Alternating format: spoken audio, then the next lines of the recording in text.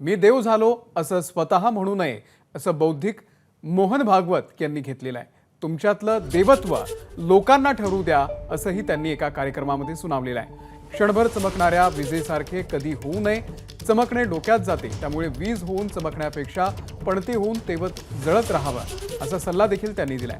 देवानं मला काही विशिष्ट उद्दिष्टांसाठी पाठवलं आहे आणि ते पूर्ण होईपर्यंत मी काम करत राहीन असं वक्तव्य लोकसभा निवडणुकीच्या पूर्वी पंतप्रधान नरेंद्र मोदी यांनी एका मुलाखतीत केलेलं होतं।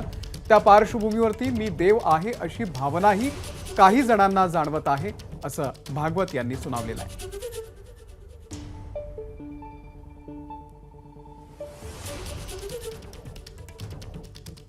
भैयाजीने एक जगावेगळा मार्ग घेतला। काही काळ तो यशस्वी व्हावा म्हणून त्यांना संघ आणि हिंदुत्व या दोन्ही गोष्टींना, हिंदुत्व म्हणजे त्याचं वर्णन, ह्याला दूर ठेवून राहावं लागलं। विद्या विनयन शोभते असं म्हणतात, तसं त्या कर्तृत्वाच्या उंचीला ही जी विचारांची खोली आहे ती शोभून दिसते।